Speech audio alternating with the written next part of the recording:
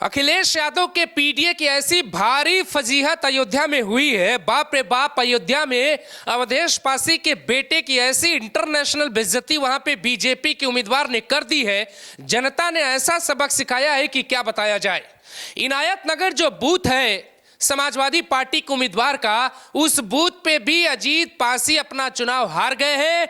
बाकी मिल्कीपुर की तो बात ही छोड़िए, यानी घर के लोगों ने भी वोट नहीं किया समाजवादी पार्टी को। वहां पे यादवों की संख्या ज्यादा है, उसके बावजूद क्या यादवों ने भी अपना नेता बीजेपी के उम्मीदवार को ही चुन लिया है। इनायत नगर बूथ से भी सपा का हारना कई तरफ इशारा करता है। दूसरी सबसे बड़ी बात जो हमारा सवाल है कि क्या योगी आदित्यनाथ ने वो काम कर दिया है जो काम पूरी बीजेपी से नहीं हो पाया। लहर थी लोकसभा चुनाव की, 400 सीटों की बात हो रही थी। अयोध्या में श्री राम जन्मभूमि के प्राण प्रतिष्ठा के दौरान बीजेपी को यह लग रहा था कि यहां से तो बम्पर जीत की नींव डाल दी गई, लेकिन बीजेपी अयोध्या में ही लोकसभा चुनाव हार गई और उस हार को कई लोगों ने योगी आदित्यनाथ के मत्थे गढ़ने की कोशिश की। लेकिन जो नतीजे मिल्कीपुर में आए हैं वो साफ इशारा करते हैं कि कौन है योगी आदित्यनाथ। कौन है वो योगी आदित्यनाथ जो उनके 8 साल के करियर में 42 उपचुनाव होते हैं, लेकिन उनमें से योगी 31 सीटों को जीत कर दिखाते हैं। कौन है योगी आदित्यनाथ जो कुंदरकी जैसी 62% मुस्लिम बहुल सीटों को जीत जाते हैं और अयोध्या में मिल्कीपुर में जाकर वहां पे अवधेश पासी उनके बेटे समाजवादी पार्टी पीडीए के महिमा मंडल को मिट्टी में मिला देते। अगर अखिलेश यादव 2027 के लिए मिल्कीपुर चुनाव का उदाहरण लेना चाहते हैं या वो तैयारी करना चाहते हैं तो उन्हें सीधा संदेश मिल गया है कि 27 में पीडीए वाला दाव नहीं चलेगा, ये अवधेश पासी वाला दाव नहीं चलेगा। उन्हें न काशी चाहिए न मथुरा चाहिए, ये वाला दाव नहीं चलेगा।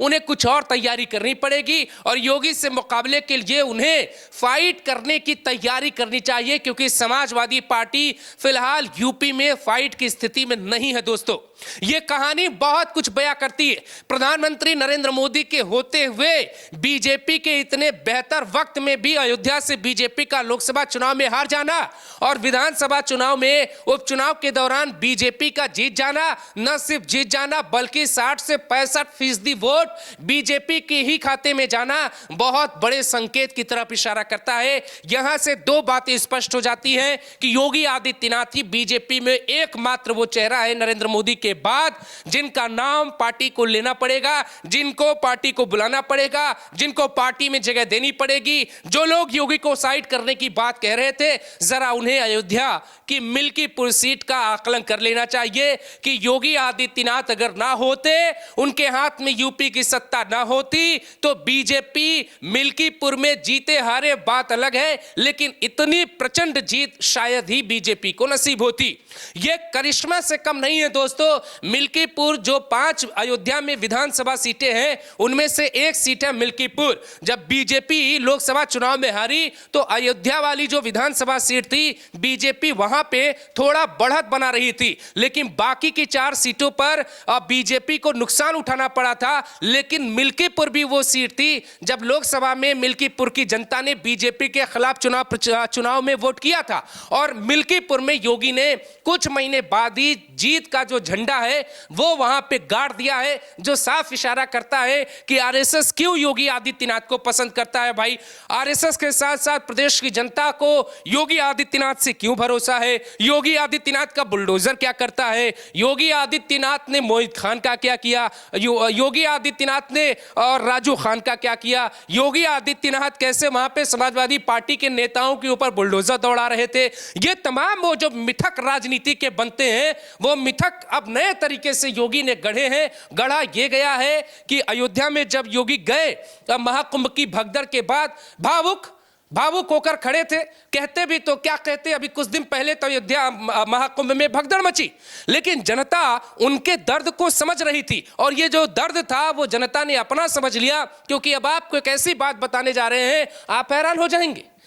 मिल्कीपुर के इतिहास में पहली बार मिल्कीपुर में सबसे ज्यादा वोट पड़े हैं और वो नंबर जो था वो 5% ज्यादा था। दोस्तों, इससे भी बड़ी बात यह है कि मुस्लिम बहुल सीटों पे मुसलमान उम्मीदवार को जिताने के लिए जो एकता देखी गई, वही एकता मिल्कीपुर में देखी गई, जब लोग घरों से निकले, बीजेपी को जिताने की कसम खाई और बीजेपी को जिताकर दिखाया कि अगर जीत हार से प्रभु श्री राम के अपमान की बात जोड़ी जाएगी तो जनता यह सिखाएगी कि मिल्कीपुर में बीजेपी ही आएगी। इस पे आकलन की जरूरत समाजवादी पार्टी को है, अवधेश पासी को है, जो ये कहते हैं कि अयोध्या से अगर मिल्कीपुर से चुनाव हारे तो हम लोकसभा से इस्तीफा दे देंगे। तो सवाल ये है कि अब लखनऊ ने तो अयोध्या कूच कर लिया है, क्या दिल्ली की बारी है? अवधेश पासी को इस्तीफा देना चाहिए। रोने की क्यों जरूरत पड़ गई उनको? अपने आप को यह कहने की जरूरत क्यों पड़ गई कि योगी ने उन्हें कुत्ता कह दिया? ये तमाम बातें नेता तभी सियासत में लाते हैं जब उन्हें डर लगता है कि जनता पटकनी देने वाली है। श्री राम के अपमान के बाद जनता ने तय किया था अयोध्या में बीजेपी को क्यों लाना चाहिए, इस बहस को खत्म करना था। क्योंकि अगर योगी आदित्यनाथ हार जाते दोस्तों अयोध्या में, तो समाजवादी पार्टी किसी बड़ी जीत से कम उसको नहीं देखती। उसको लगता कि अब तो योगी को 2027 के चुनाव में हरा देंगे। और अखिलेश यादव जो महाकुंभ के खिलाफ बोल रहे थे, समाजवादी पार्टी जो दूरबीन लगा के महाकुंभ में कमियां खोज रही थी, उसे फिर से आकलन करने की जरूरत है। अवधेश पासी को विधानसभा के भीतर भी, अवधेश पासी को लोकसभा के भीतर भी अखिलेश यादव अपने बाजुओं में समेटे रखते हैं। उन्हें यह समझना पड़ेगा इस देश के बाजुओं में अवधेश पासी नहीं बल्कि श्री राम के बाजुओं में देश रहता है।